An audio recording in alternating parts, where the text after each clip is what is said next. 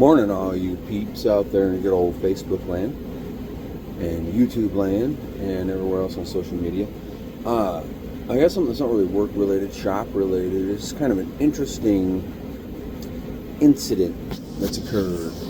So I got a text asking about some fabrication work last week. I'm like, yeah, we can do that. It's not really our wheelhouse, but I've built some oddities before, and construction pieces like baskets. I've built some odd stuff, fabricating wise, and everything goes fairly smooth. Called the client the next morning on the phone number that they texted on, and we went through the whole shebang. There were some really awful hand scribbled notes on line paper that they sent me photographs of what they wanted drawn. And the object is actually not the subject here.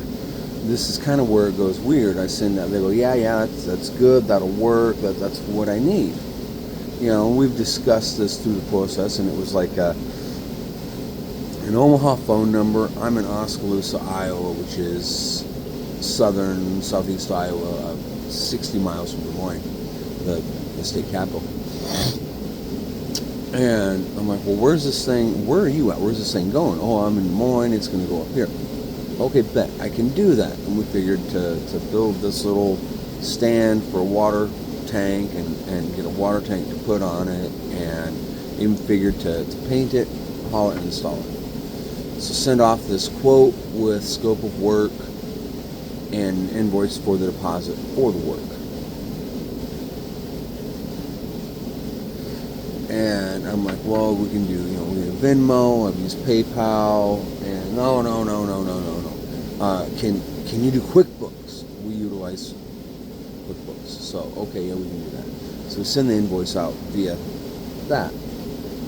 Boom, immediately, as soon as getting that invoice out, they pay the deposit for the work. And then things got really strange. I got a text, hey, I need you to do me a favor. I need to pull this money and send this over here to my handyman. And it's like, yeah, no, I build shit, you pay me, end of list. I'm not a bank, I'm not a money lender, I'm not a money handler. I build shit, you pay me, we move on with life. That's it. Oh, no. So it goes around and around. Finally, they're like, okay, fine. Next morning, it goes through QuickBooks. It hits the shop account. Hey, good morning, yada, yada, yada. Hey, whatever. And I've got all this texting, and still I've got all the text work employed by this guy. Person, human, whatever. And so everything seems cool. I'm going to bomb down to Tumwa, which is another 30 miles south of here, and pick up the water tank in question, and then I'm going to get back here, and I'm going to run to Des Moines to pick up steel. I need steel for the shop, I need steel for that project. And again, it gets really weird. Hey, I need you to pull it. I said, no. I said, here's as far as I'm going to go. I'll be in Des Moines. I'll come pick you up. I'll take you to the guy. I'll pick the guy up, bring him to you, whatever. You pull cash. That's as close as I'm doing. And it goes on, and it gets weird. I'm like, fine, you know what? I'm out. I'm not doing this. I will refund you your deposit. We're done. Oh, okay. Well, can you send it PayPal? Can you send it? He didn't have PayPal. He didn't have Venmo. Can you send it through these other streams? I'm like, no, if the money comes in this pipeline, it goes back out that pipeline. That's just how this works. I don't skew money through various streams. I mean, as a rule of principle, money comes into the shop. We utilize the money to do the work. It's spent. It doesn't go back out to the customer in question. It's been spent on what we're supposed to be doing. And he gets his handyman to call me, and guy's yelling at me and threatens me, sends me threatening texts, something, gun, kill you, whatever. And this goes on and on and on. I'm like, you know what, I'm out. So we explore the options of just doing a refund. Just out of hand, just done, gone. Send that back.